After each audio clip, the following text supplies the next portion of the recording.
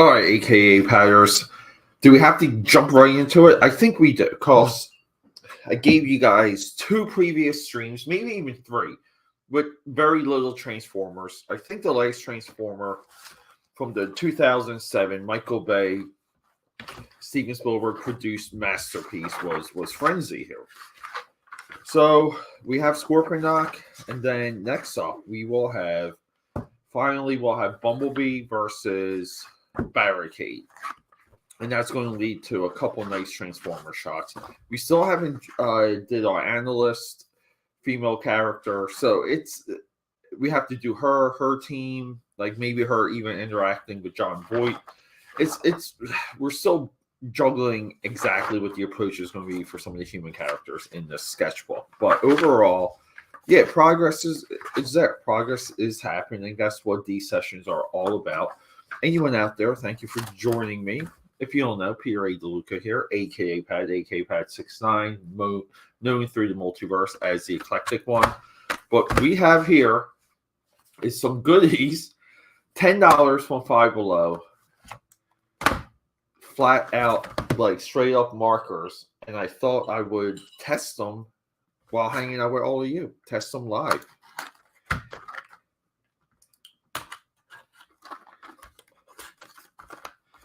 Now, we're in Philadelphia. It's a beautiful, amazing. It looks like it's a near perfect spring day. But look at these. Yeah, so it's awesome.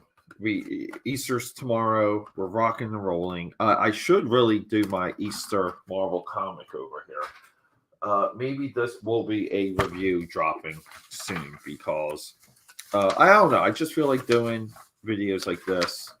They're important. I think the stories and the ideas and everything here, I think it's meaningful. I don't think it should be ignored or taken for granted. So that's going to be a video. Hopefully it drops tomorrow or later tonight.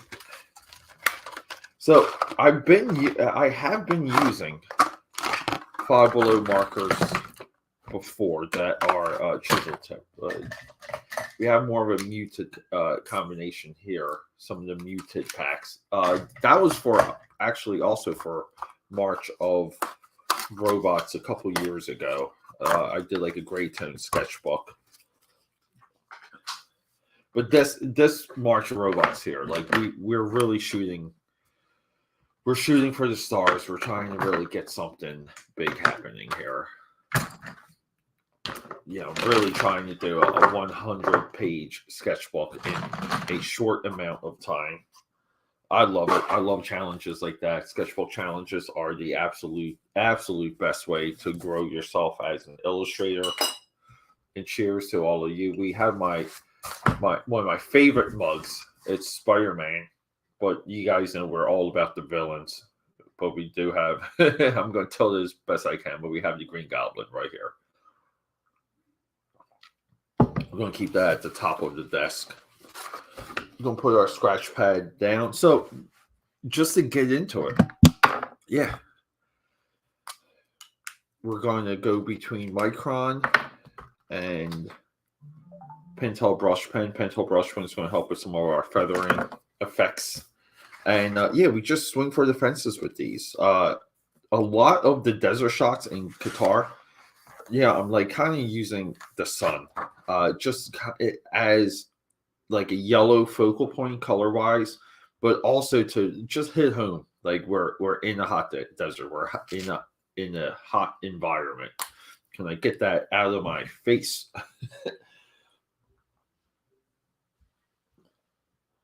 Messages will be rocking and rolling on the phone. But yeah, let's get into it.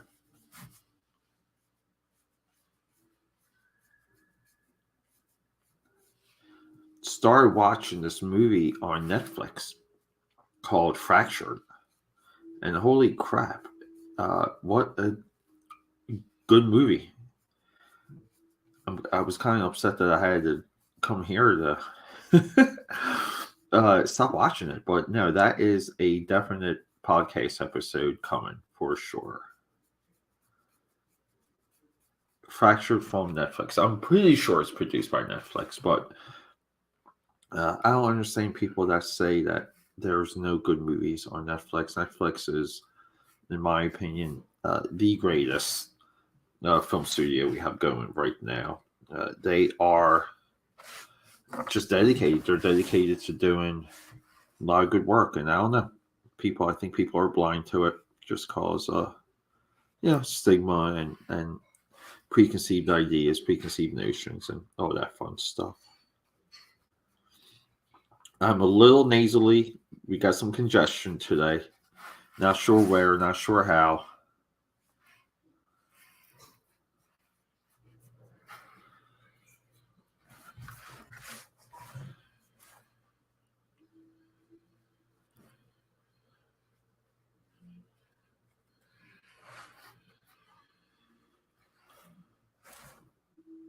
Let's go. Let's have some fun.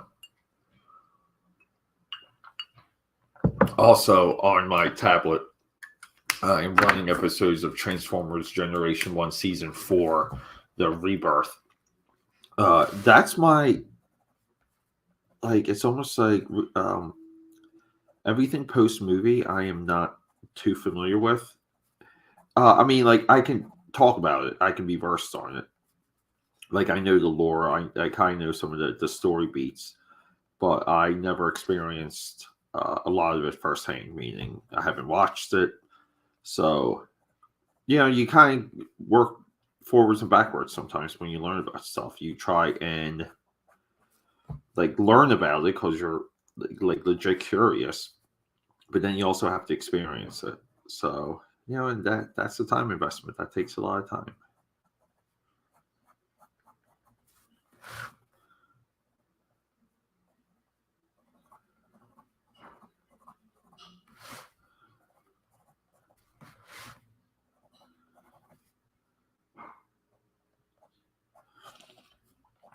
So I will be sniffly. I will be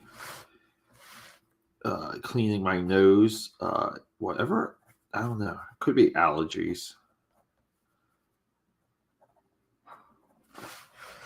Not really 100% sure. But yeah, even right now, holy crap. I really want to get to either the next two human pages on the sheer fact that I want to test the markers.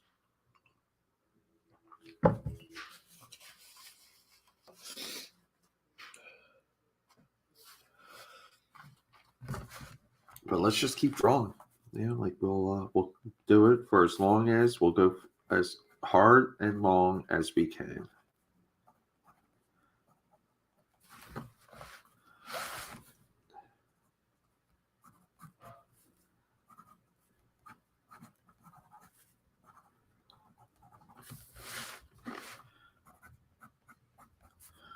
And again, too, sketchbook challenges are part of the absolute best way to build yourself out. If you really want challenges, if you really want to grow, I cannot recommend giving yourself sketchbook challenges enough. Good example is even for this series or for this sketchbook challenge, just drawing some of these designs and figuring out, what their shapes are, and even getting the reference. It's vast. There's a lot going on. It's very intimidating, no joke. But that's the draw of it, to kind of go through something that's intimidating and coming out on top. Coming out on the level of other people being able to see they can see the character. I think the biggest compliments when it comes to this style of sketchbook too is for people who may not be familiar with the movie totally, but they've seen it. They've seen still images, maybe even clips, and they identify what's happening, or even can identify scenes. My nose is just running endlessly. Whew.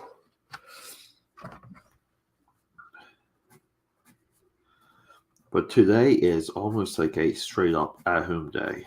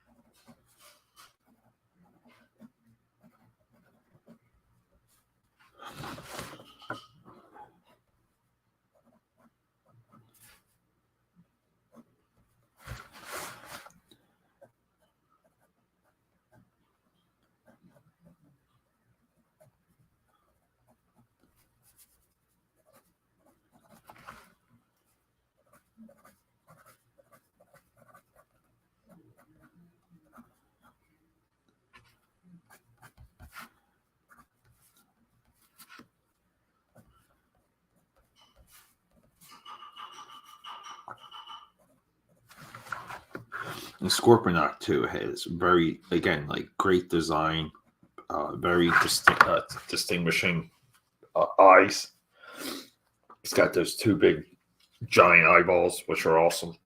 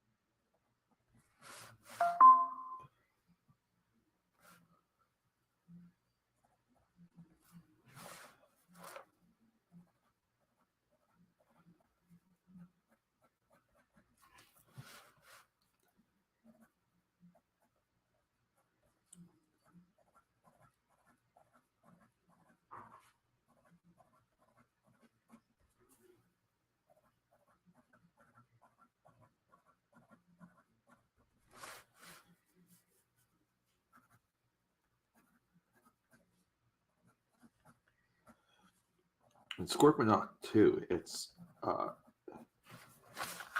action wise, just like within the way how they use him in that first movie, he is so fast and just like scary.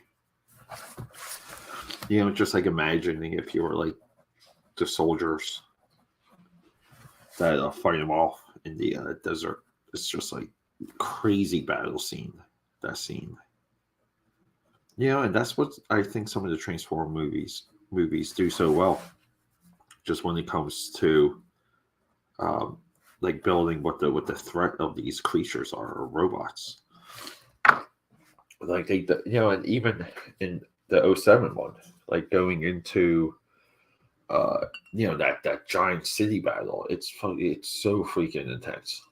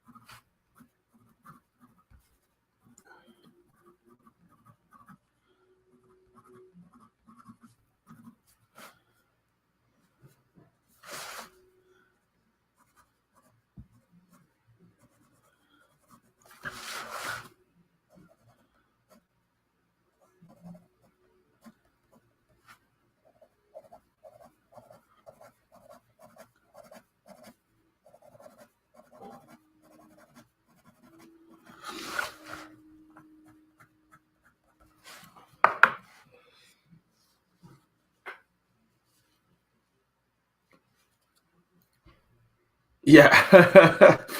There you go.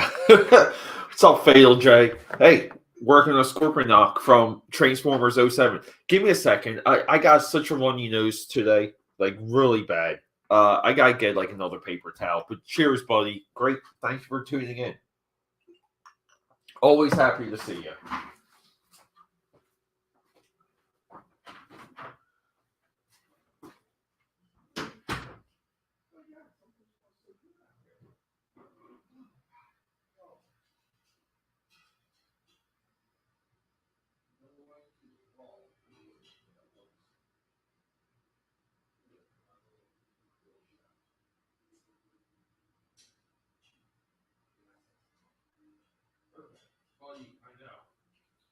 deal with your stuff.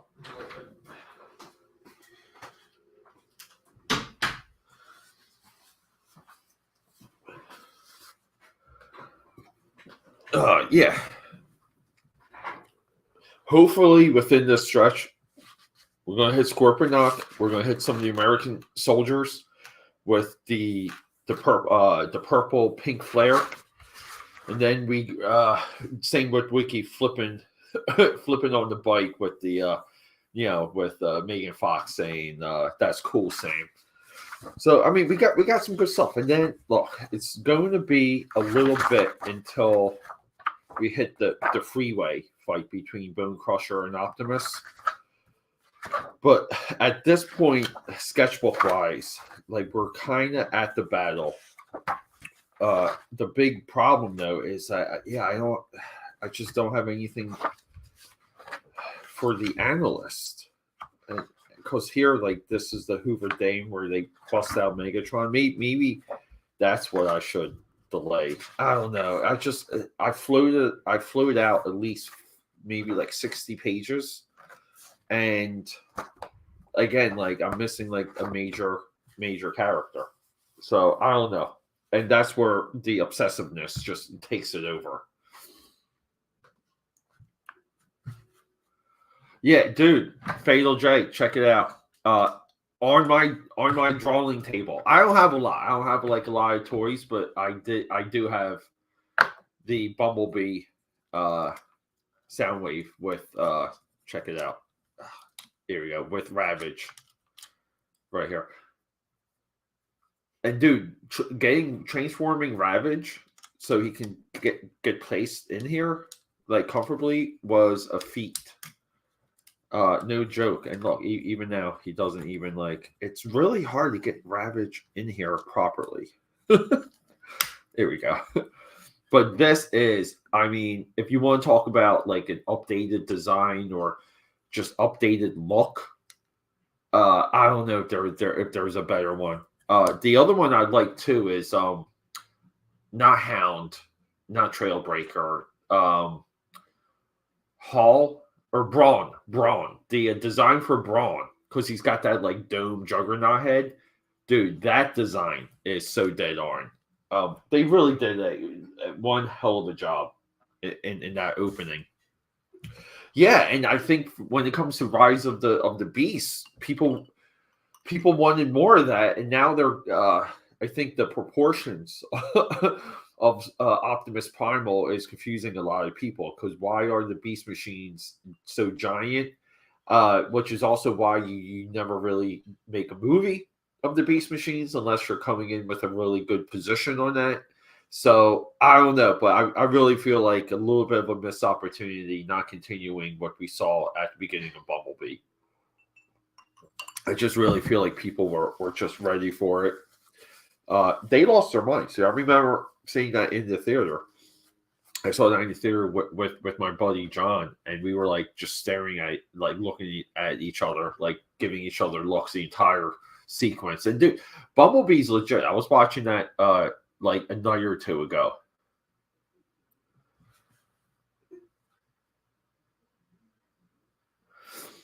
Yeah, Fatal. You know, I have a couple of my own books. I have Uzi Susie, and then I have Trial by Fire. Trial by Fire is still getting fulfilled via Indiegogo. I am behind on that book, though. We're kind of in the coloring phase right now. There's maybe a couple pages on that, but yeah, and then we kind of have a AKA Pad Army creative book called Harry Penn, and that's going to transition into a 2023 community, like AKA Pad, like community type creative book.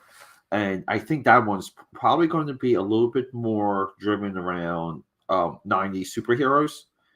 But the idea is like kind of my position when it comes to a lot of these streams and a lot of the stuff you see me do online.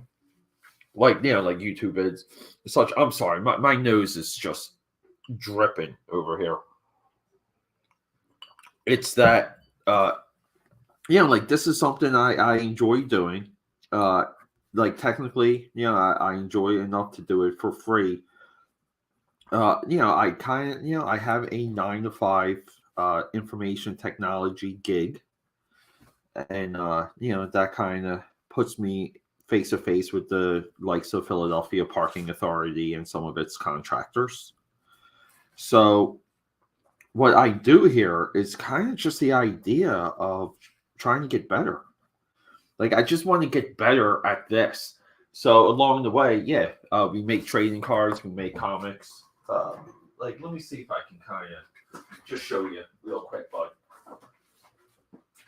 So over here, if you go to the website and you sign up for akapad.com, which is like right here, I mail out Wolfpack trading cards. Thank you message on the back. Those are Series 1 first printing of those. They come in this, but we're kind of repackaging this right now. Like new idea. And then Uzi Susie. This is like my mini comic. That is, we're going to do a new printing for Etsy. Everything should be sold out, but it's going to have the True Blue edition, which will be a third printing. And issue 2 for this is coming very soon, by the way. So it's just stuff like that. Like that's a part of these like streams that it just gets me out there. That's all I'm interested in.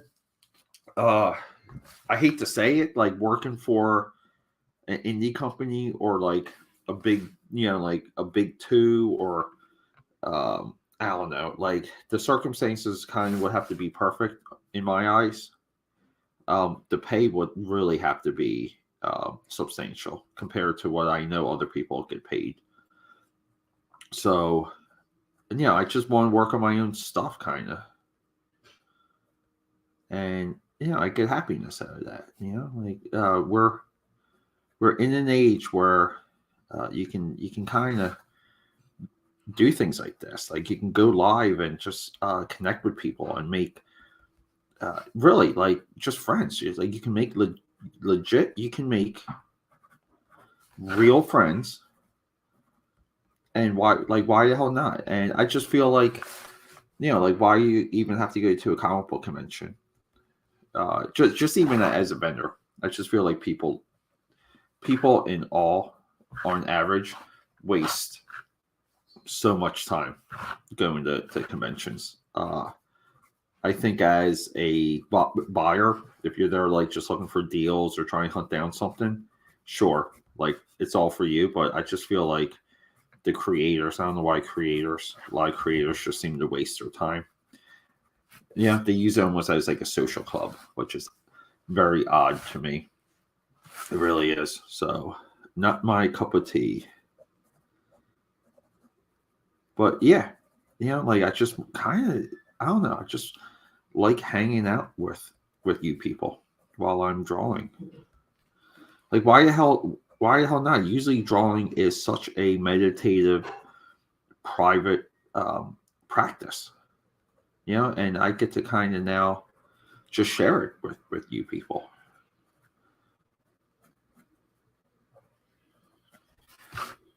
I think that's a strong idea. I really do. I feel like everyone should do it as well. Like everyone should practice live streaming to get good at it. Could you imagine the army of like broadcasters we would have? It would be nuts. Scorponok is such a crazy design, though, isn't he?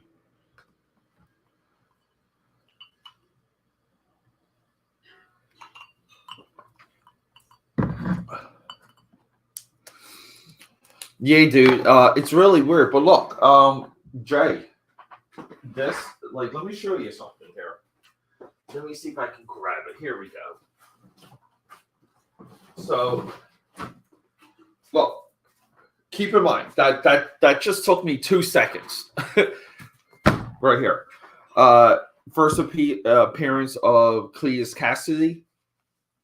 Cardiac is one of Larson's like absolute best designs for anything. So I'm there when it comes to loving Larson. I remember And this might, Jay, this might be one of the only times I talk about Eric Larson, mostly because um I just don't feel comfortable promoting him, and call me a prude. But I remember when this came out, I bought this issue, adjectiveless Spider-Man, and this is where I believe Todd McFarlane broke his hand, I think playing baseball or something, and I bought this thinking this was Todd McFarlane, and I I read it and kind of like didn't skip this over, and then quickly realized as I was reading it, I'm like, this is not McFarlane. Like, what? Who is this? And at that point, got turned on. But the big, if you're really like an Eric Larson guy, you have to get the Savage Dragon Archives. I have the first 4 issues, 1 through 100, because I really feel like 1 through 100 is a solid arc. And when we get into volume 4 here, we kind of see him doing more of what I like to call the Jack Kirby grid.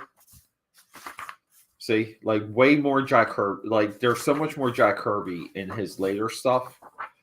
Like this is where like the crossovers were like insane, and the experimentation that he had going in, like this is like his version of Thor, which is like again like nothing but amazing.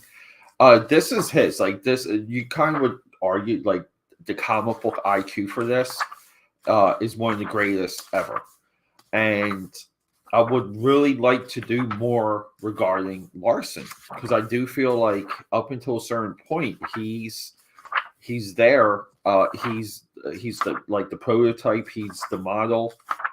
Like I feel like his work works so much better in black and white than in color. I don't like his work colored at all, because I think you lose effects like this. Like look at this spread here with him and his son. I don't know. Like it's just, and he's really good with these types. Like just what he does here. It's so interesting. It really is. And but it really is. It's so tough for me to back it. It really is. Like what he made this book. Look at that, Arthur Adams. But what he transformed this book into, it's just sad. And look, I study a lot of Larson. I feel like Larson has created the greatest 24-hour comic. I think I discussed that. There might be a video on my channel about that. But dude, my nose is running. Oh my god. Yeah, I mean, like McFarlane backup artist, but became like, I mean, technically his Spider-Man work, like the Return of the Sinister Six and stuff, like it preceded anything McFarlane has touched outside of Spider-Man versus Venom. Like some of the Larson stories, they resonate because they're good. And that's it. And he puts comic book isms in everything. Yeah, like clear student of Jack Kirby. Like very clear. Jay, give me 1 second. I need to get a couple more paper towels here, just so I can sit down peacefully.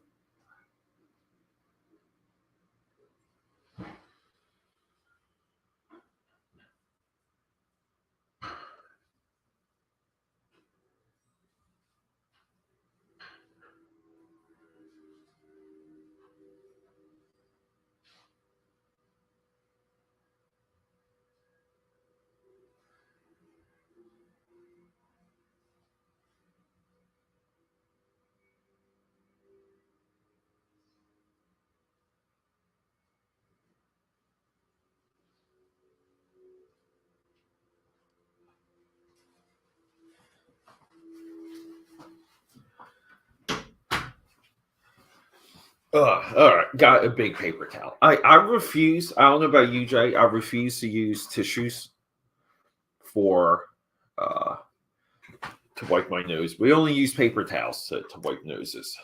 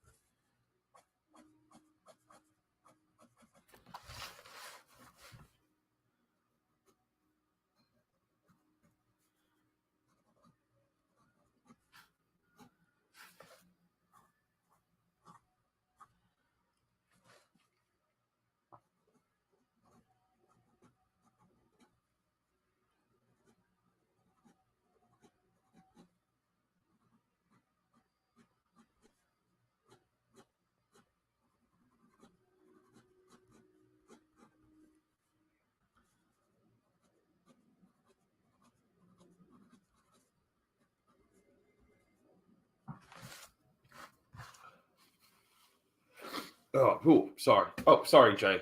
I was blacking out there a little bit. Top three. Jeez. I mean, look, I grew. Oh, sorry. Uh, maybe top three. Cable, maybe Cable, Thanos. Because again, too, like at one time too, I had multiple copies of even Iron Man 55 that I would reacquire and sell, reacquire and sell. Like I was there for it. I remember Infinity Gauntlet. I remember Wizard Magazine promoting Iron Man 55. I remember like buying that book at local comic shops and conventions just like repeatedly as the years went on. New Mutants 87 Cable. Still one of my like all-time issues of anything. Just powerful characters, like powerful stuff, big ideas, like everything. Cable is so much of like what makes comics like magnificent. It really but then like the third, I'm trying to be fair, not just pick Marvel characters. Or like just Rob Liefeld connected characters.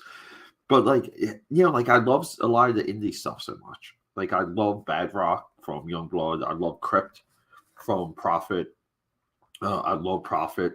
I think Prophet's like one of the all-time characters from that Liefeld run. Supreme. But geez, you know what? Maybe the comedian, like the comedian from Watchmen, he would be like number three. So maybe like Thanos, Cable, and the comedian. Because I love it. I love the ideas and the impression of like what the comedian represents within Watchmen. It's so freaking deep, and he's also like great character design, one of the best character designs in comic history, I think.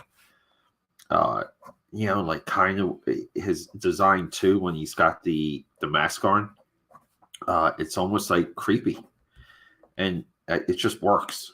Like it works. It shouldn't, but it does, and I think that's also my appeal for like a lot of things, when you kind of get that sense that when something shouldn't exist, but it's there and it's not terrible. Like oh my god. But yeah, I'm just struggling with my news here. Jake, what about you? What were your top three, buddy?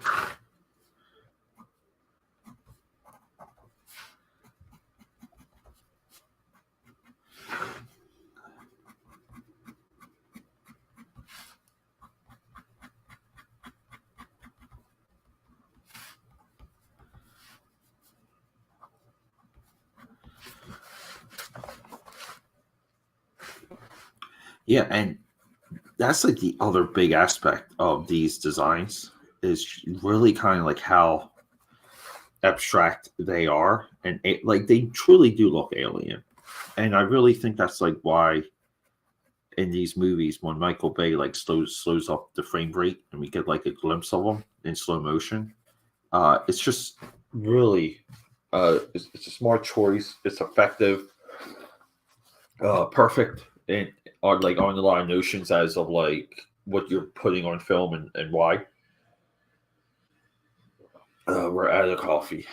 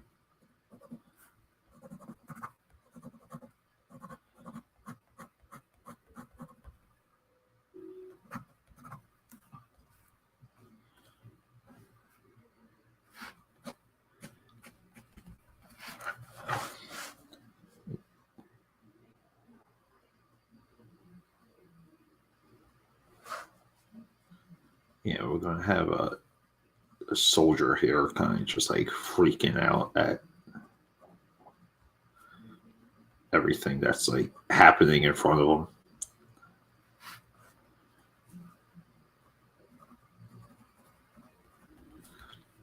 And he's not going to be fully details. He's just going to have like the impression.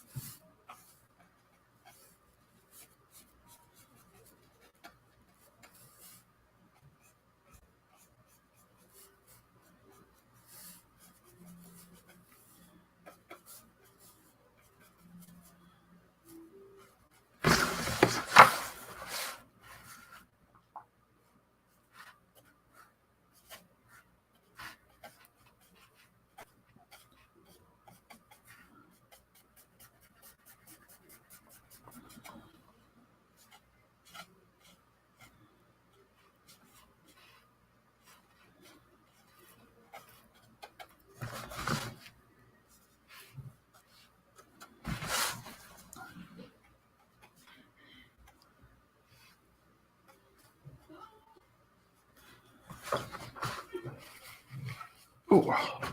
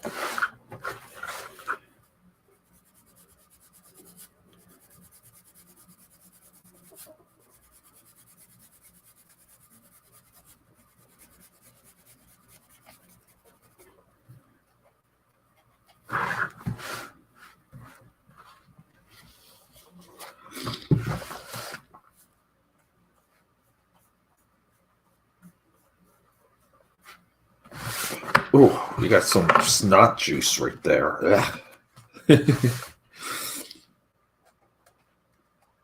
Now it's on my now it's on the brush pen.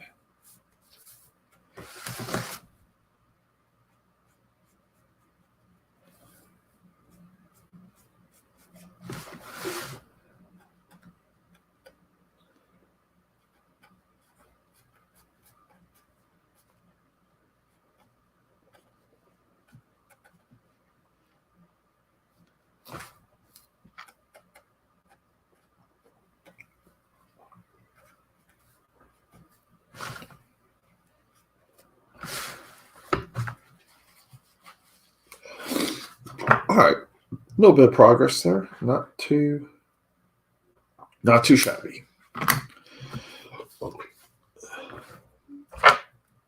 Still want to kind of get some of the speckling or the some of the weights for the dust here to kind of look a certain way.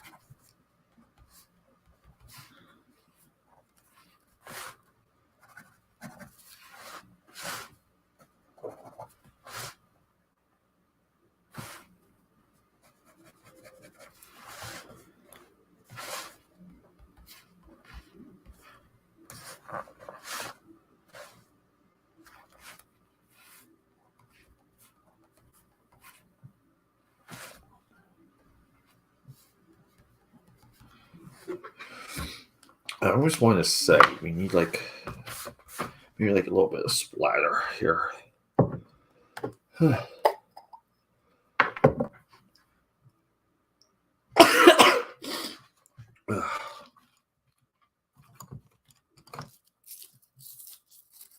So if I splatter, like it could, yeah, I'm gonna have to let it dry. So I may have to like cut this broadcast short.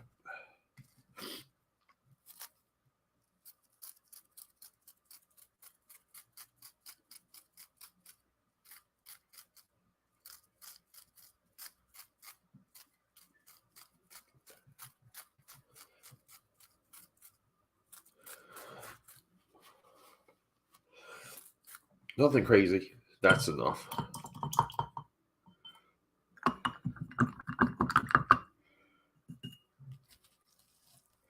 It's always good to let your toothbrushes, like, let them dry to where they're just like super brittle. The flick just works so much more. So just getting to like the idea of maybe like what we were trying here, right? I mean, that's already dry. Maybe we can color. I'm just so curious about some of these real quick.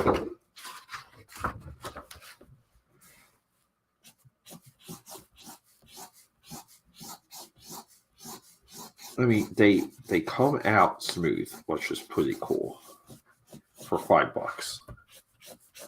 I mean, technically, you're paying a few cents for one of these when you buy the pack.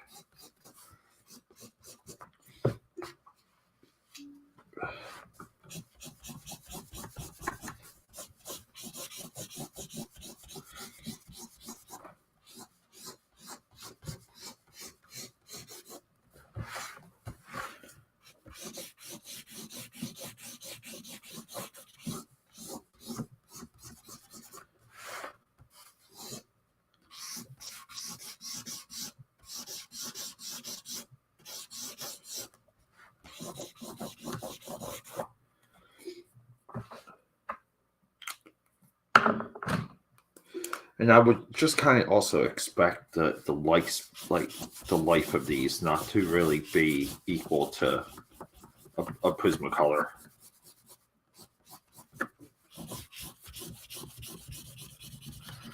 So the idea is you can use these to lay down like your blocks, like your big chunks of color, and then you come in with like some color pencils, and you can really kind of add add the additional shading, add the additional values, like all that fun stuff.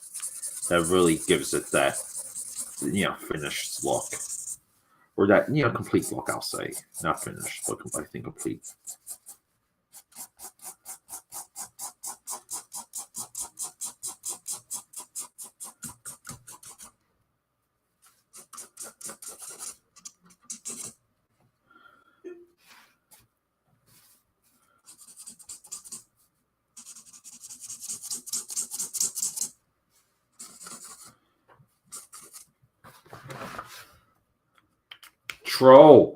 Troll dude, what is up? What is happening, Troll? We're working on Scorponok here. I'm kind of and I'm battling a fierceful runny nose, like such a bad runny nose right now. It's driving me crazy.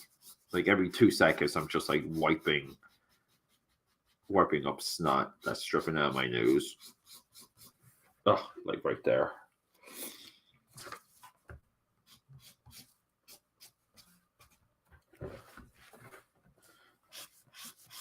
And we're kind of testing out some Five Below markers. Isn't that crazy? Oh, Troll from Five Below, right here. That was $5. Where's the profit margin for that company? I don't know.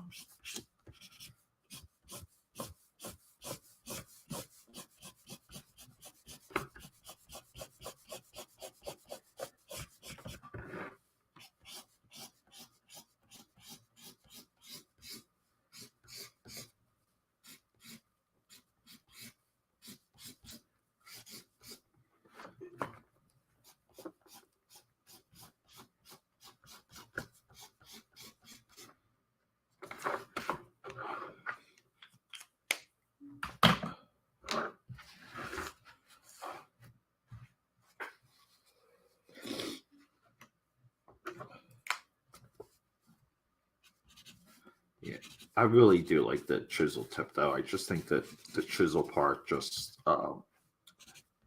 puts down the color in a. It's almost like if you use like one of your brushes, kind of like in a chunky manner, like you're getting really thick lines from your brush. That's what I like about the chisel tip, because it's just not perfect, and like nor should it be. and I think it creates like you have the opportunity to be a little bit more realistic because things are not perfect. And that's kind of where chisel tip comes from. Like there's no precision, and I think it works because of that.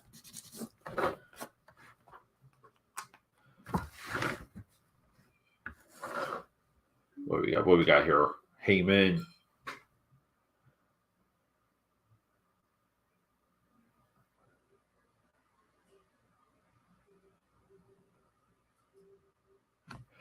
What what's the baseline for those comments? Is it that the wait so comics fight scenes versus manga fight scenes? Yeah, I don't. Oh, so like they're kind of just saying like manga's way of doing fighting is superior, right? Like I don't know, like just off the top of my head, we're discussing two drastically different styles. So now it's like, what's the premise of that? Because the reason why manga has giant, like, Dragon Ball Z essentially is one giant fight scene, and even when it comes to the anime for Dragon Ball Z, like it goes on for episodes. Like one fight goes on for episodes, and I don't know. I always felt like that stuff doesn't have a lot of story, and I don't think it's healthy. I don't think it's good. I think it's cheap. I think a lot of people use that as a crutch.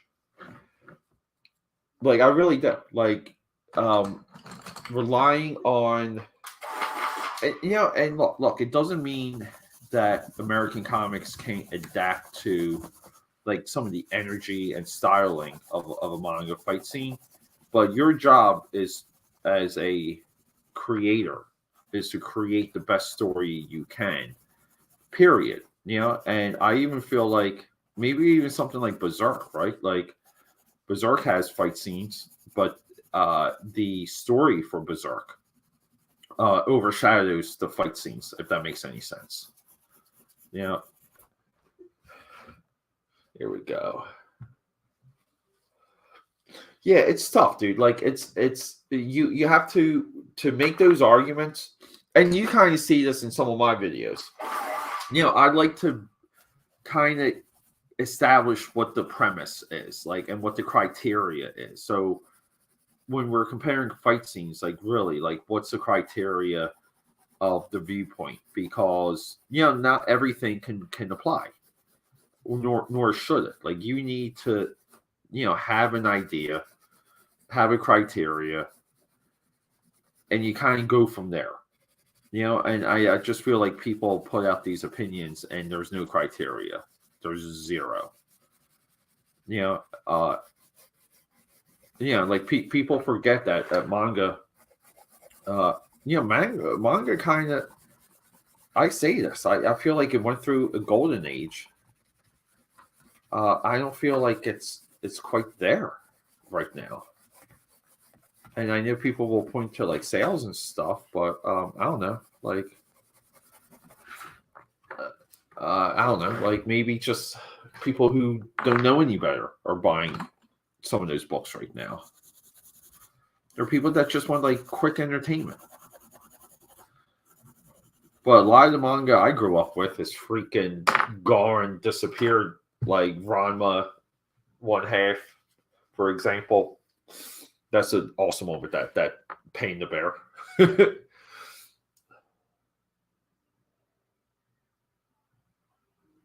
Yeah, it's okay, dude. Like like some of that stuff doesn't like. Look, you kind of want that. You do want fanboys. Like you want a little bit of that fever, that energy to defend something. It's like we get that in sports, and that's what makes sports so great. Dude, I was at the Phillies game yesterday, and dude, like no joke, as soon as you hear someone likes the Dallas Cowboys, like you freaking just boo them. Like sports, like there should be a little bit of that fever. And I don't knock it. I don't knock like kind of like the passion I just think when things are blindly biased, I think as even a commenter, you're just like, throwing fuel onto the fire for no reason. But I do feel like the real opinion, though, comparing the two, is that the way how Dragon Ball and Pokemon like caught on lowered the standards and the perception of what's a good story, and it permeated, like boiled, simmered for basically like a good cycle, like a solid generation. And those people kind of got into comics, they got into Hollywood, not really understanding what they were dealing with. And they kind of go into, movies, they go into animation, they bring it, thinking that they're kind of being new and experimental and progressive and all that stuff. And in a way, they're promoting weaker style storytelling. That's the real issue.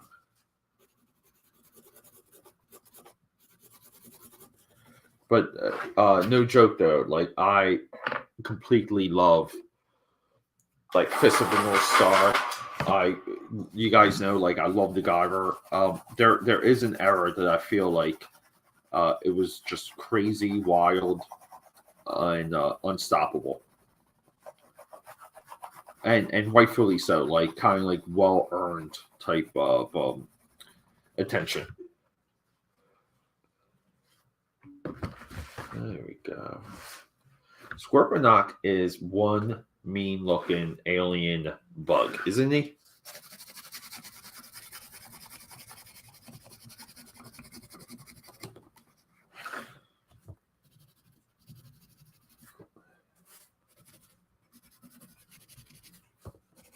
But that's the idea. Like, let's just hang out and freaking draw. Let's just draw all day, people.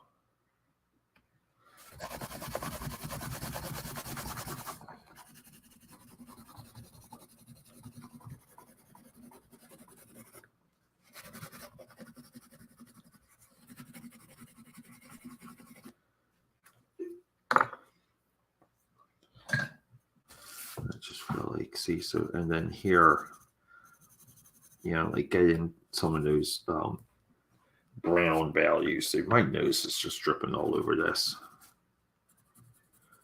But this is where you can toy with it and noodle it until the cows come home, for lack of a better term.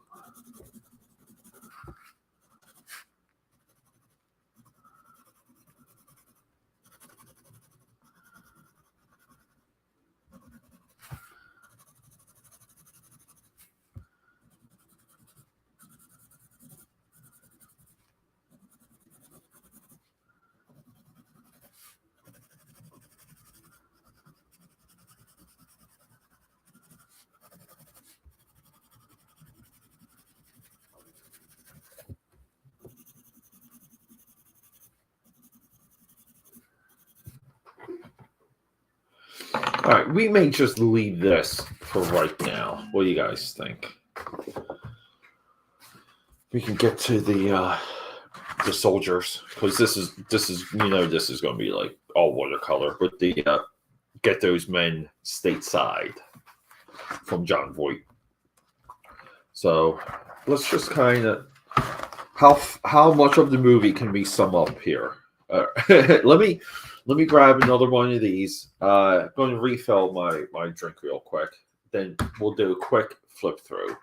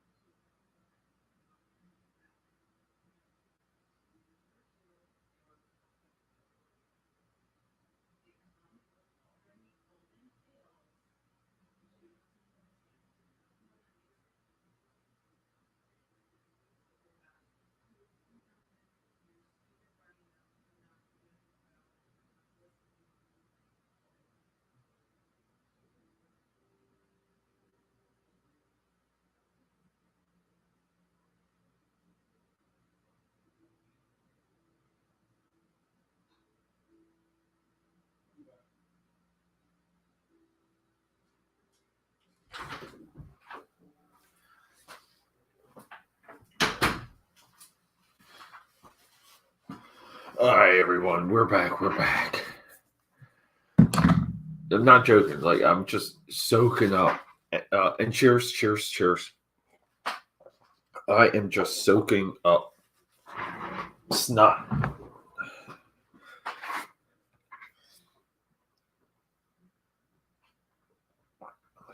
All right, so here we go. Just a standard flip through. I gotta do this. This is where Archibald Witwicky touches Megatron and gets zapped, and the coordinates of the Allspark are embedded in his glasses. Then we got Qatar, got Blackout here, the Witwicky household, Mojo, same, and Bumblebee. Frenzy, got John Voight, just worked on Scorponok. And then, yeah, I mean, I think it's coming together. But again, too, I will always stress,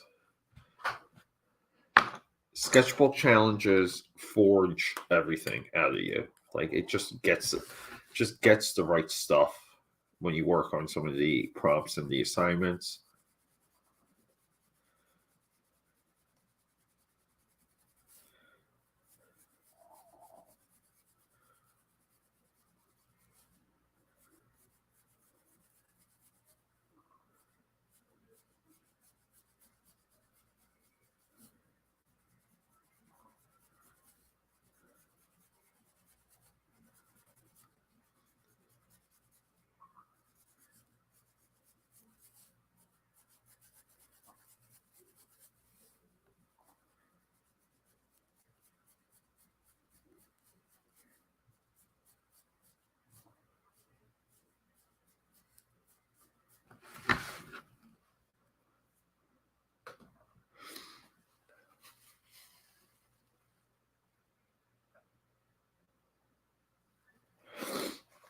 Yeah, dude, thank you. Yeah, I wanted to do a follow-up to that because you know what? When I was making that video, troll, I think I still have it right here. Hold up, let me grab it. It's like right here. It's like right next to me.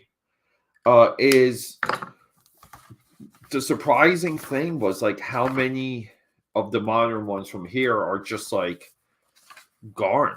Like again, like Alexa Bliss being gone. And I don't mean gone. I just mean like they're just not, like AJ Styles, Goldberg was kind of back at that point.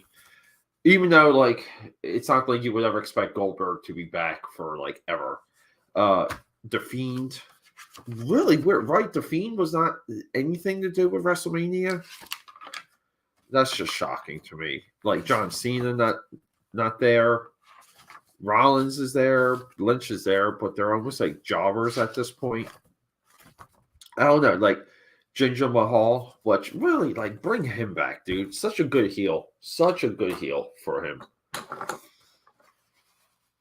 I don't know, like the industry just moves so fast when it comes to developing talent, and like it should be that way. It should be like wrestling needs to be like chaotic and competitive so that you get the best performances from people.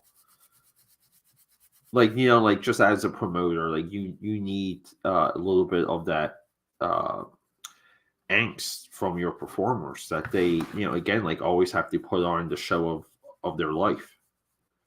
I think we're better for it, and I think like I think some of the best comics came from that attitude. Within the companies where people are constantly trying to outdo one another, not even for financial gain, just to keep their job. Like, I guess you can say that's for financial gain, but, just to outdo the guy so that you keep your seat. Yeah. Yeah, Bumblebee's great, dude. The girl in that too, I forget her name. The Hawkeye girl. She's so freaking good in that. She's so cute. And both of them, like Bumblebee and Transformers, again, Bumblebee is essentially a remake of the 1987 Transformers, where it's the essential plot is your first car. Like it's a coming of age movie. That's really what it's disguised as. And I would love if they did a movie with like her and Shyla, like kind of put the like you put all the humans together, you put and then you put in like you throw in like Mark Wahlberg,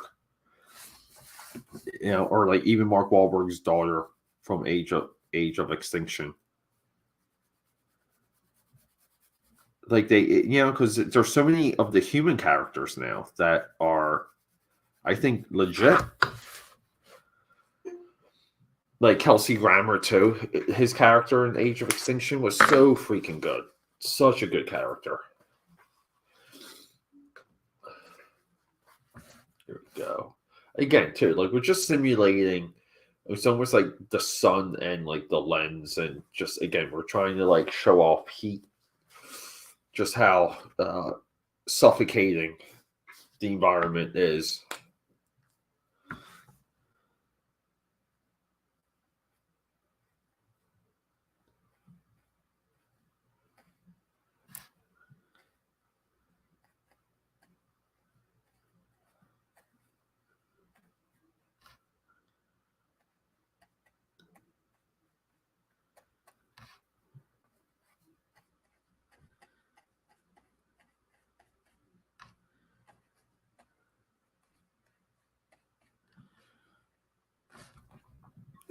Here we go. Get those men stateside.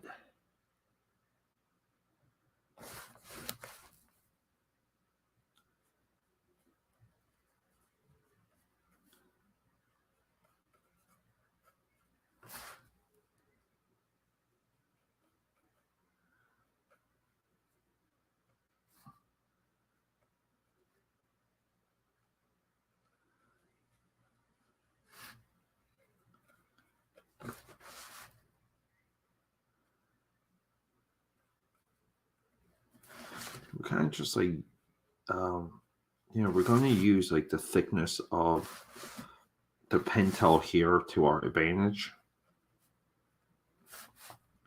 Then we're going to go into with the micron, with the fine liner, and kind of like work forwards and backwards with more line weights and more deliberate looking action here. And by action, I just mean like line weights alone.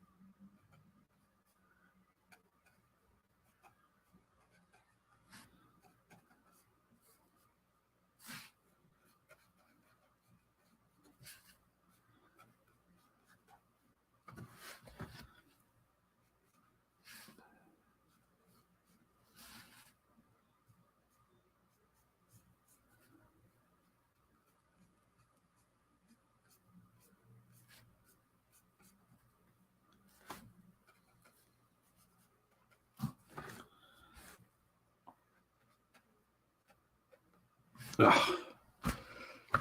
Just has some snot drip on the artwork again.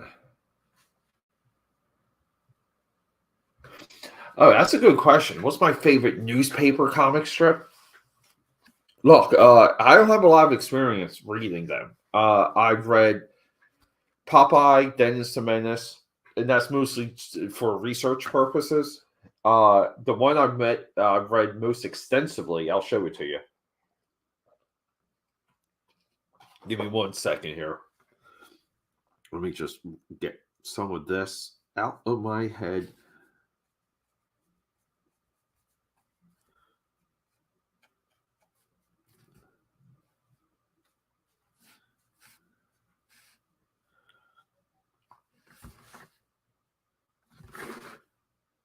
Sometimes when you're in rhythm of like seeing something, you just have to see it through, everyone.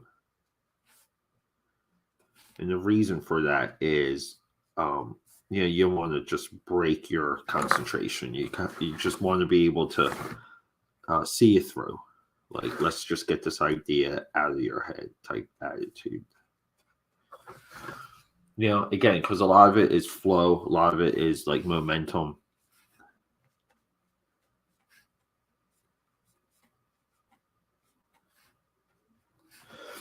Yeah, but you know what the jeez, this runny nose. Yeah. Oh, Jim Davis. Yeah.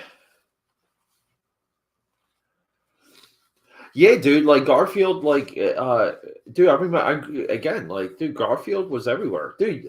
If you went down the highway, you would see one of those Garfield suction cups, like in people's cars. It was almost like just like a status thing. So when we get to, let me see here.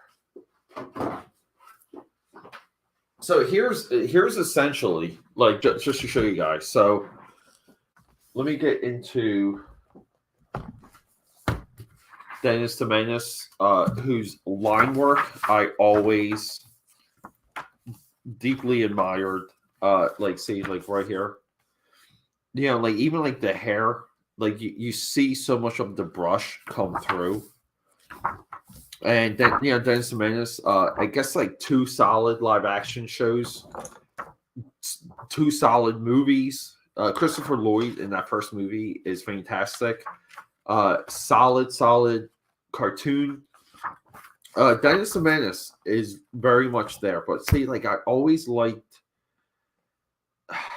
like just the way, like the focus. See, like it kind of goes like I always say, don't draw into the horizon, and just the way we're quickly getting the impression of the environments, and like here, like they're in Central Park, like right here. Like there's value to that. Like it really is. And it's so this is a great book right here. So like we can kind of go from there to here. Popeye is so legit. Like, and here we go. See, like, so some of these again, very Roger Crumb. Like R. Crumb, you can kind of see read a lot of Popeye, but like kind of like the idea, and this is where like I think American comics are right now, where everything's like a twin shot. It's we're moving the camera around, like not really. Everything's just kind of like a twin shot back and forth. Very lots of animatics. There's a lot to understand about what's happening now in something like Popeye.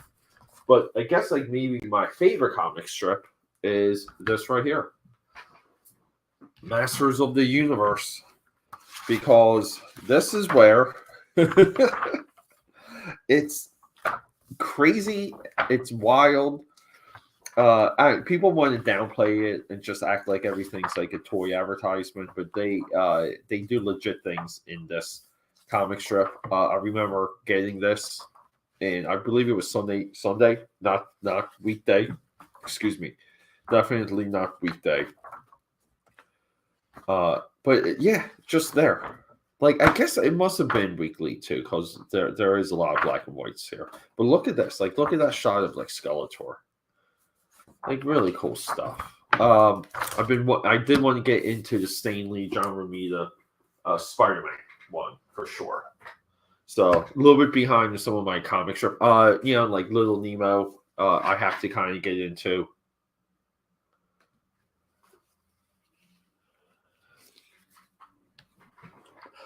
Yeah, dude. Like Crazy Cat. There's a Instagram account that I follow where a guy just looks like he does his own like modern day Crazy Cats. Really like again like really cool stuff kind of that the people will call it, like the people decide what they want and just do it. Like I think Crazy Cat 2 would be public domain at this point. I would assume no one protected the Crazy Cat rights like the way how Disney protected Mickey Mouse, or Warner Brothers protected Superman and Batman.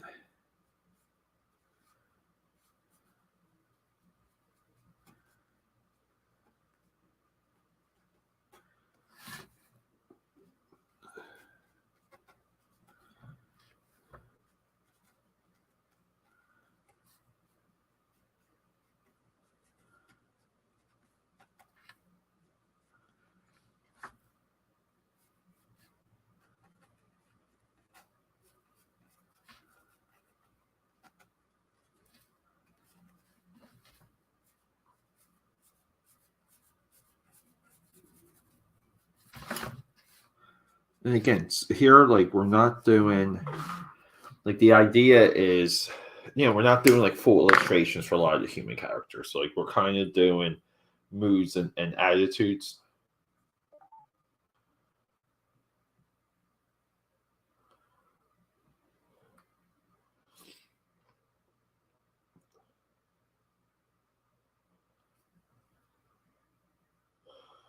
Sorry, just trying to control my nose a little bit here. Like, speaking of some of that stuff, though, Troll, isn't it crazy that WWE, right?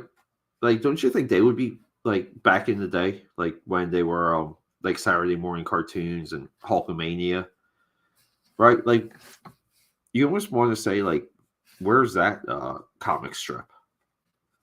Just seemed like perfect, like perfect kind of scenario. Or maybe they do have one. We just kind of like forgot about it. Would be nice to research that.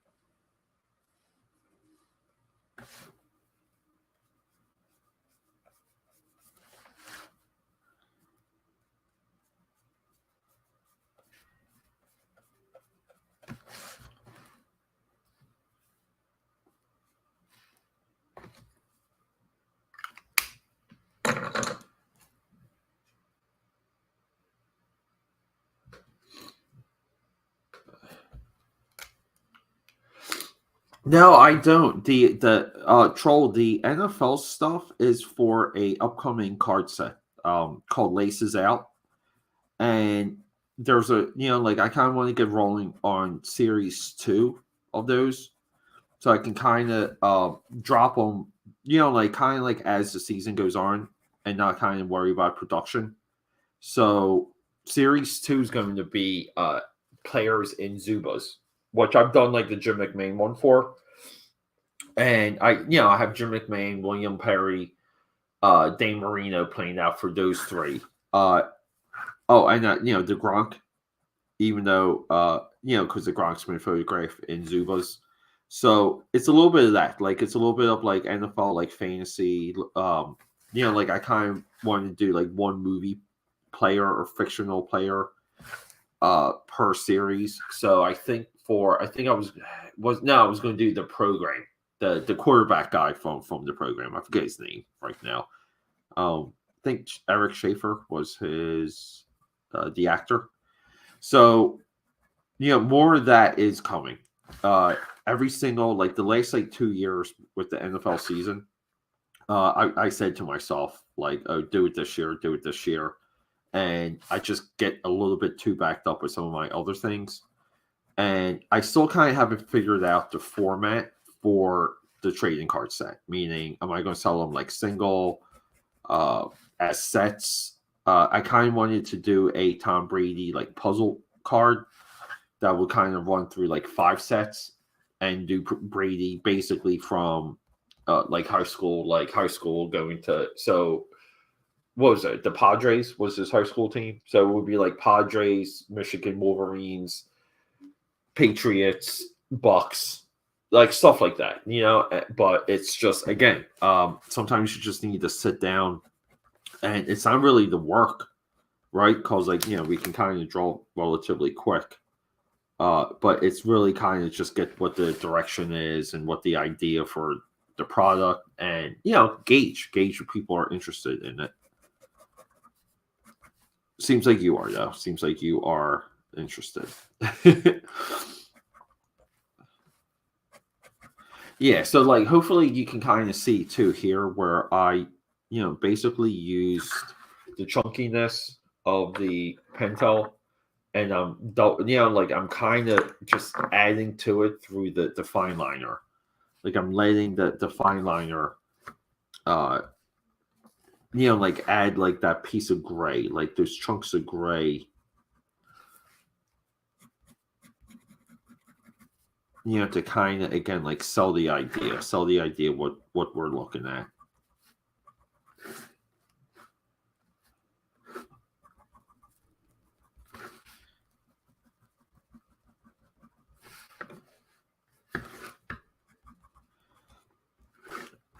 But like giving yourself, again, like the NFL stuff is just giving yourself projects that are kind of timely, because it's fun to kind of put that stuff out there during the regular season.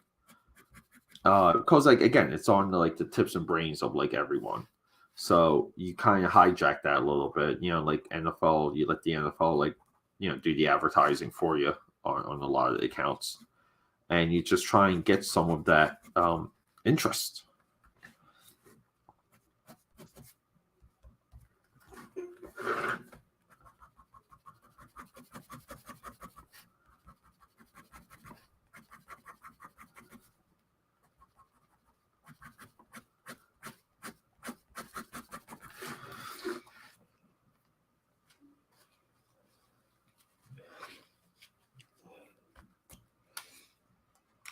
So here we can kind of, we do have like a lavender Five Below marker here that we can mess around with.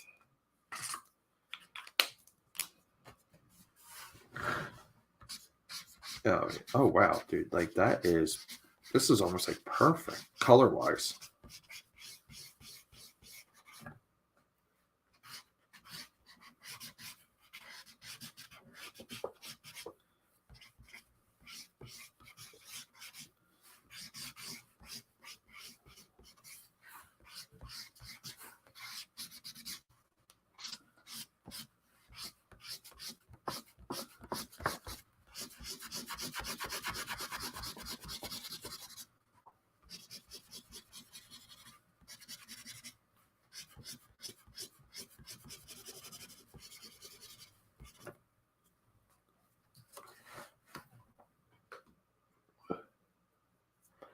Yeah, dude. Yeah, like. Yeah, dude. Like, dude. Troll. Troll. I forget. You're in Tampa, right? Troll. I might be in Tampa at the end of this month. Just an FYI. No, dude. Like Brady. That.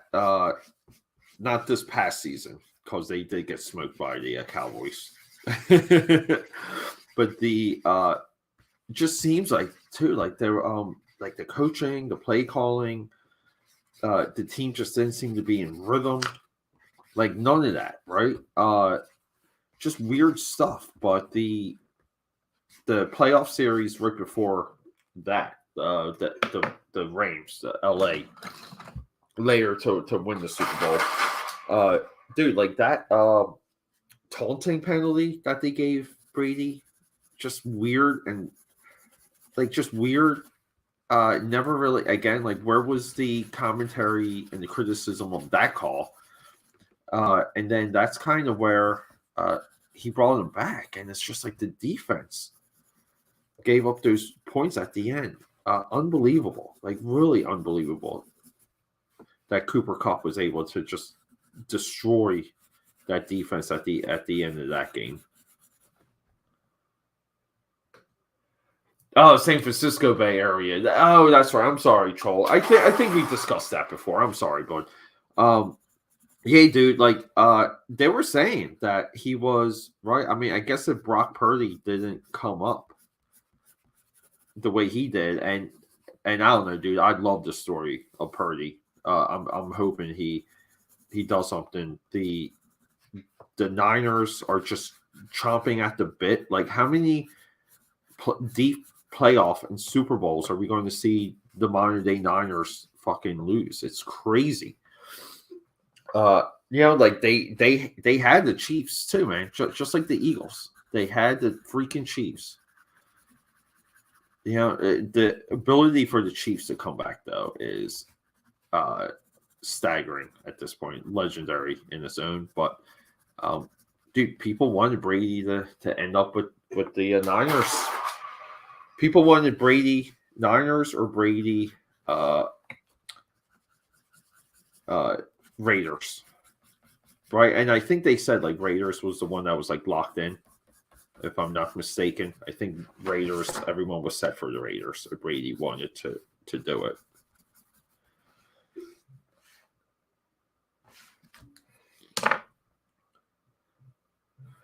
All right, so we're making some cute progress here on this one.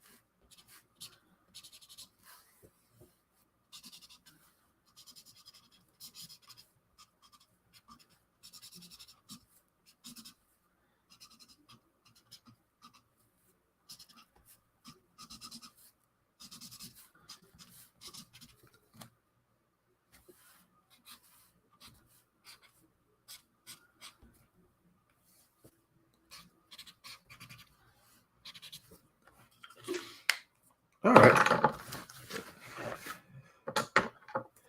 Got some progress. Oh, sorry. Gotta keep wiping my nose. Holy crap.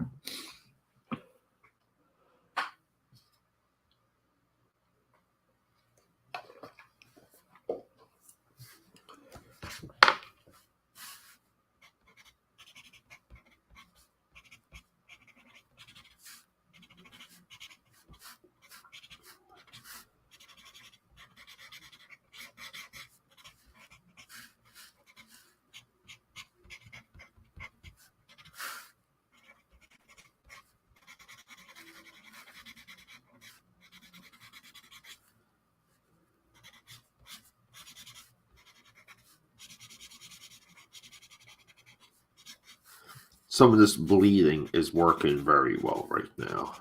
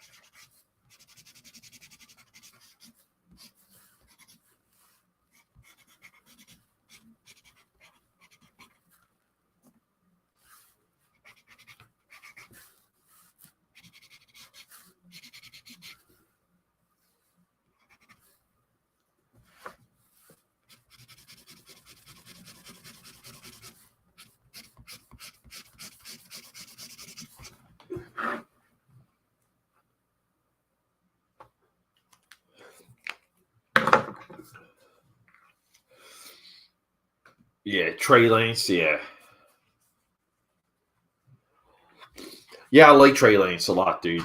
Uh, yeah, Jalen, dude. I guess like like what's a part of the commentary now with the survival rate of mobile quarterbacks?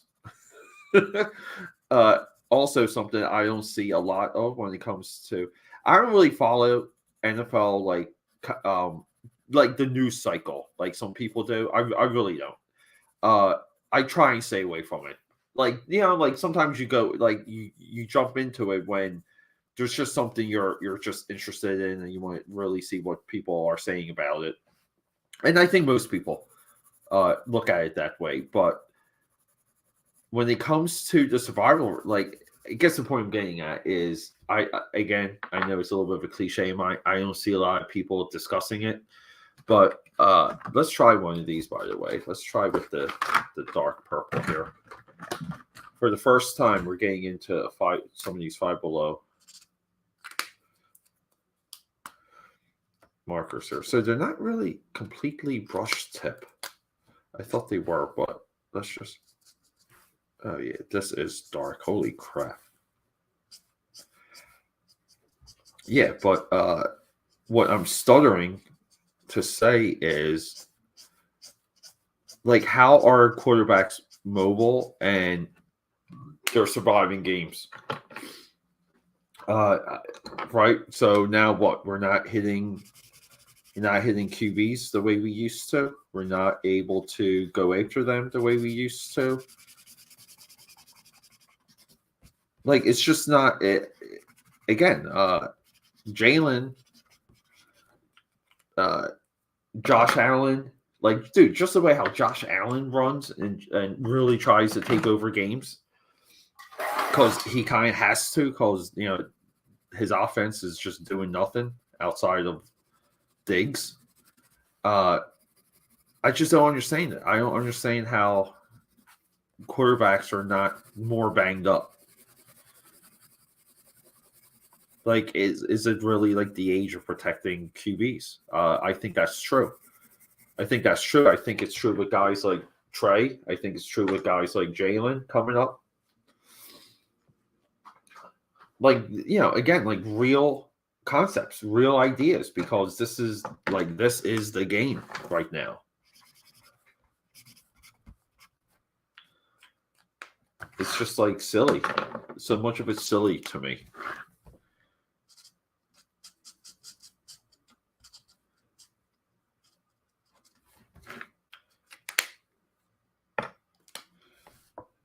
And it makes me kind of again like sound like a curmudgeon. Like I'm old and angry. So these have nice tips.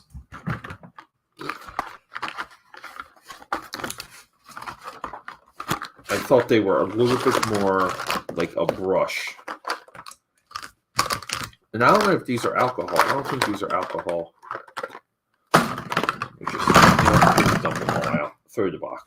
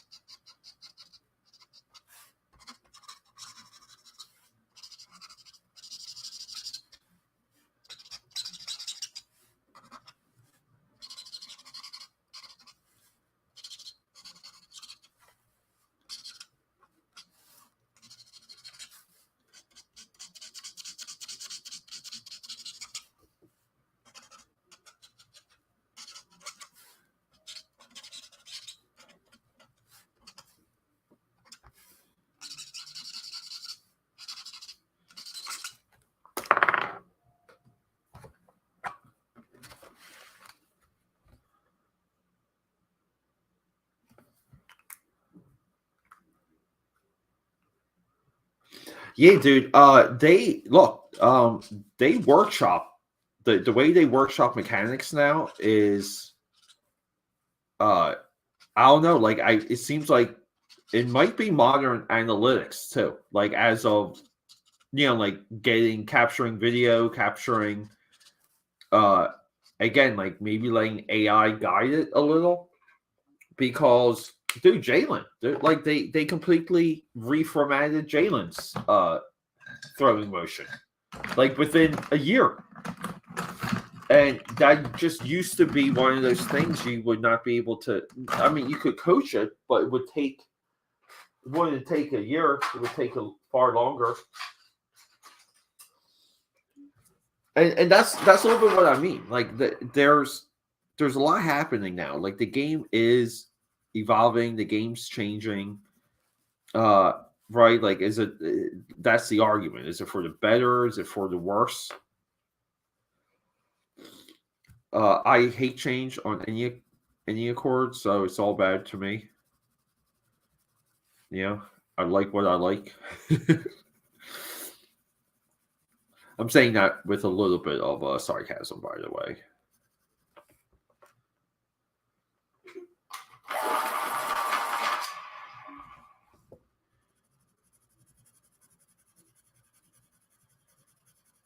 But it's good to see you, Troll, dude. I always love it when you pop in, dude. Thanks for hanging out.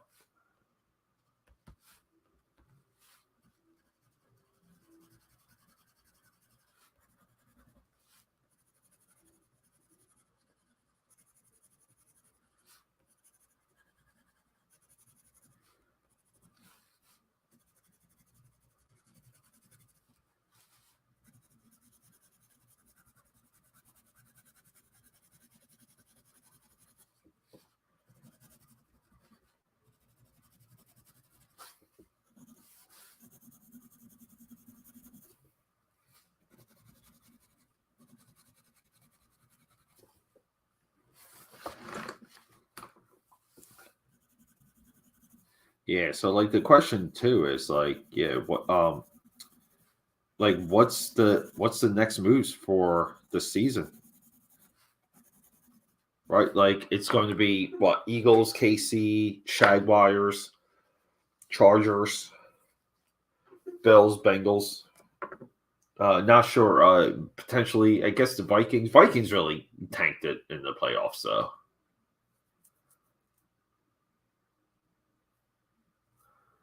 Yeah, it really was, wasn't it? I don't think that's a hot take, dude. I think people long for that, dude. It was so much fun, dude. People will sacrifice the enjoyment of following something, uh, again, being semi obsessed with it, versus rules and fairness and all that. You know, I do believe every player though, in every sport, to compete on a high level is at least on human growth hormones. Like they're at least on HGH.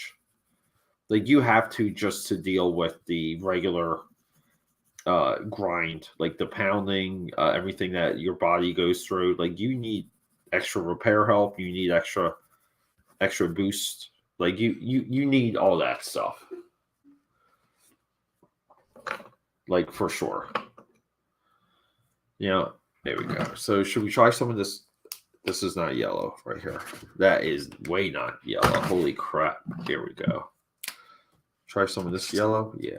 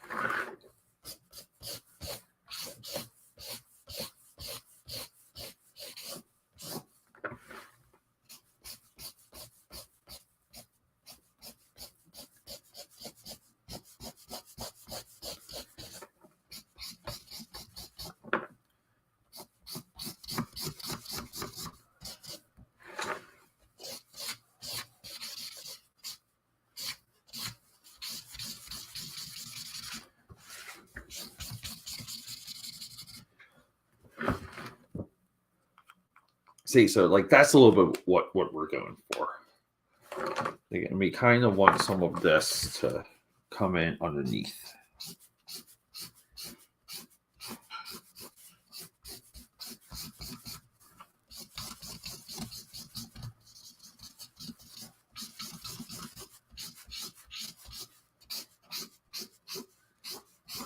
You know, like just let some of that cut into it.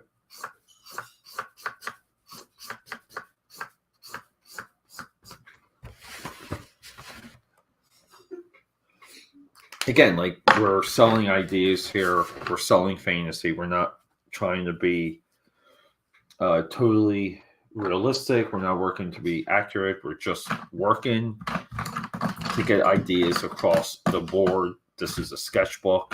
Again, like let's use the sketchbook part of the sketchbook for the sketchbook.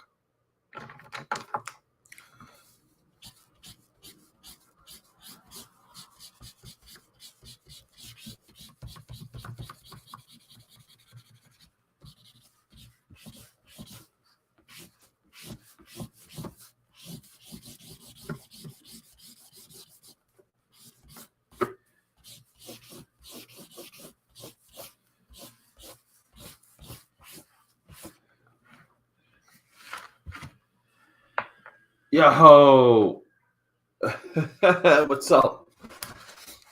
What's up, Empyrean? Thanks for some of the comments, bud. No joke, dude. Appreciate them. I think I have a couple from you I have to respond to. Debating today's video, by the way, guys. We're gonna be doing like a really nicely curated, which is a little bit of the extension of what you guys saw with my Shazam / Captain Marvel rollout, where like like kind of like a curated stack of books. So part of that is again Guardians of the Galaxy, and I wanted to do a video where I just preview everything we have coming from Guardians essentially, and it's not just kind of like the modern day stuff. Of course, like we go into the history of it all, and I kind of want to do a is Star Wars over Mandalorian type video, but with do it my way, a little bit with my spin. But dude, like, thank you for everything, dude. Like, I appreciate it. I know how much time it takes to just to watch a video and to leave a comment. I'm guilty of that. I always feel like I don't leave enough comments, period. For the stuff I enjoy. So people that do it for me and to me, even when they bring some of that hate, I'm always appreciative of it. I really am. Even if someone's like trolling you, it's just like that's effort. That takes time, right? It takes time.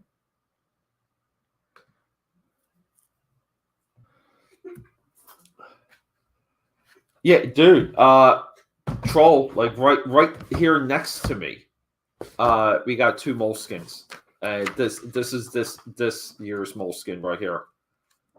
Yeah, dude. Like even just like I like endless ideas. Yeah. I mean, I back the reason why I back moleskin is because you can dip this in water. You can drop it in water, let it dry, and still use it. And I like things that are durable. And I don't know how that paper is treated. That paper is so unique for moleskin, though. I love it.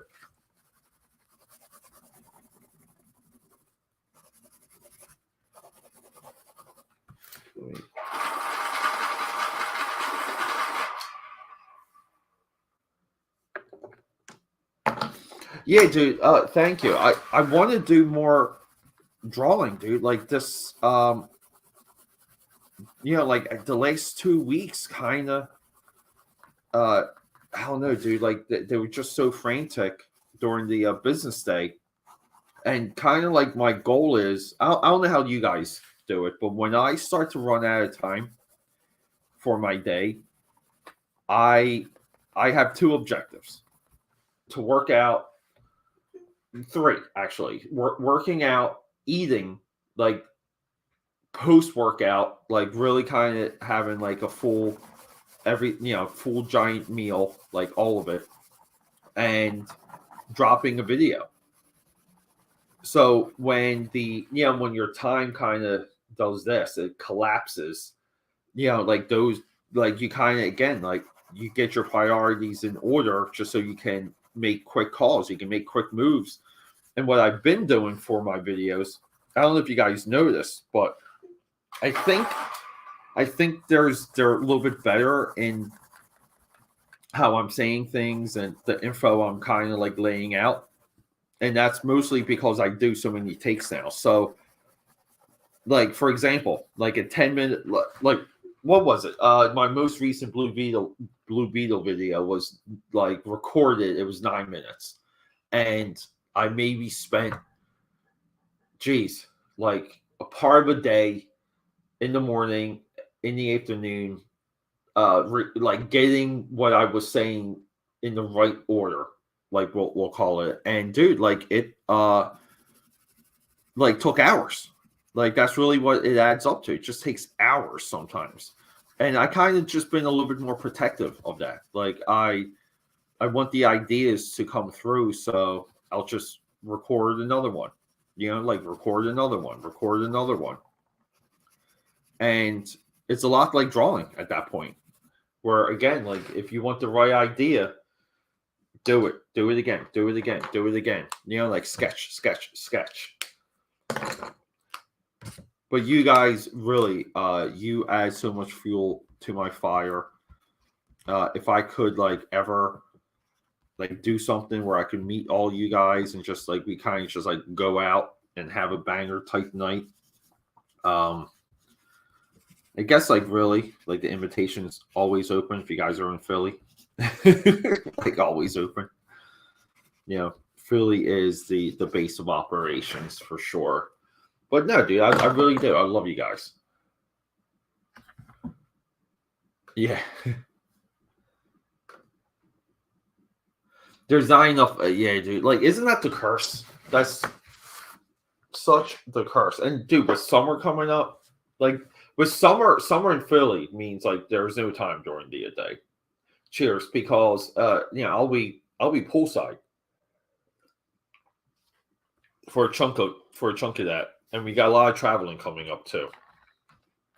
So should we do a flip through catch up? We'll kind of start with, here we go. Well, let's back it up a little. We can do the entire flip through. Opening narration, right? The Allspark. One of my ideas is to do a die cut. To like, this is really rigid plastic here.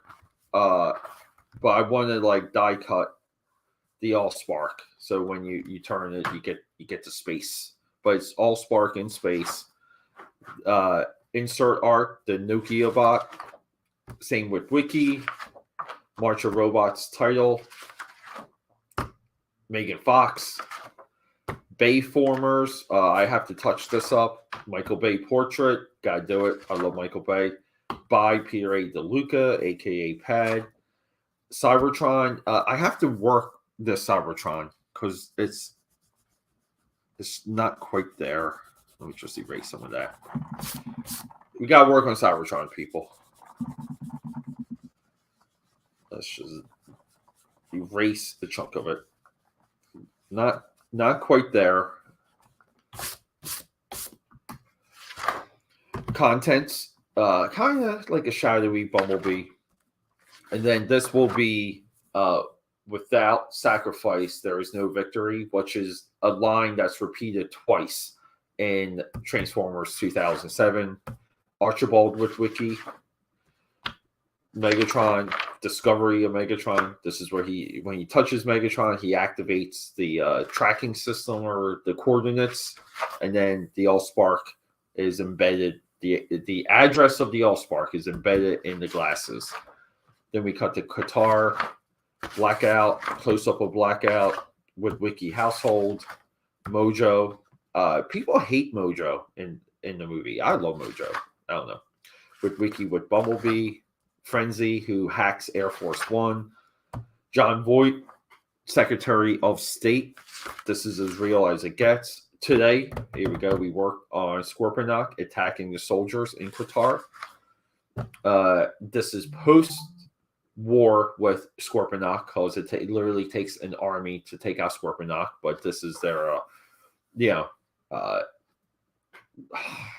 what's it, flare, the pink flares, right? Which we later get at the end of the movie too. So the flares pay off, and then we'll have Megan Fox here, Bumblebee versus Barricade, and then like we kind of go into all of Transformers mode at that point. And I kind of like wanted to do maybe like a couple portrait pages. So here we have Jazz, we have Brawn here, the green tank dude that takes it takes all the Autobots to take out Brawn, which is pretty cool. Like the decapitation of Bone Crusher by Optimus. So, but like we're kind of almost my original idea for this was to do all the movies, and we're kind of only on one movie now. So, but again, that's why these projects are a lot of fun. They take a life of their own. So let them. And I wanted to be somewhat aggressive with the materials for this. Like I wanted a lot of attitude when it comes to watercolor. Today we're using Five Below markers. So, wait, is it really? No, Troll. I did not know that, dude. Troll. If that's the thing, and if we're still like communicating and talking and doing whatever, get your butt here to Philly. I'll host you. We'll go to WrestleMania. We'll go to, dude, and I might be able to get hookups ticket wise. That there's another story behind that.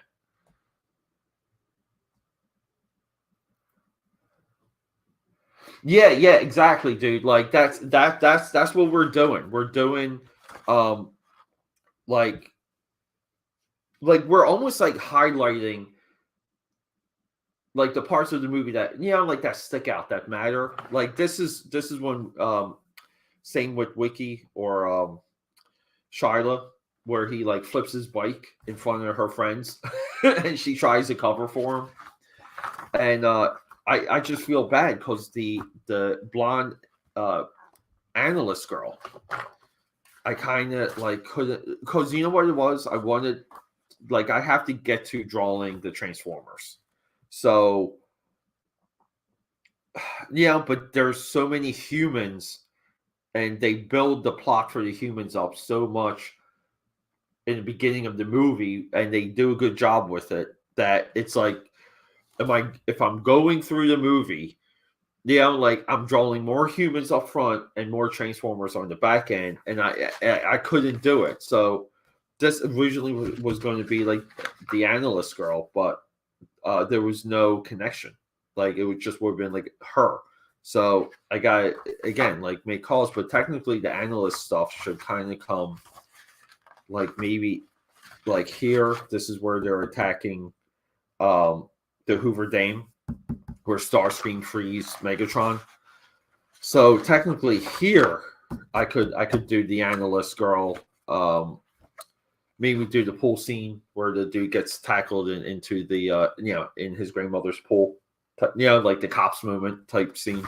So I don't know, like, but that would kind of now push all these pages back, and I've done that already for this. I've erased entire like segments of pages to get the right flow. So I'm not above it.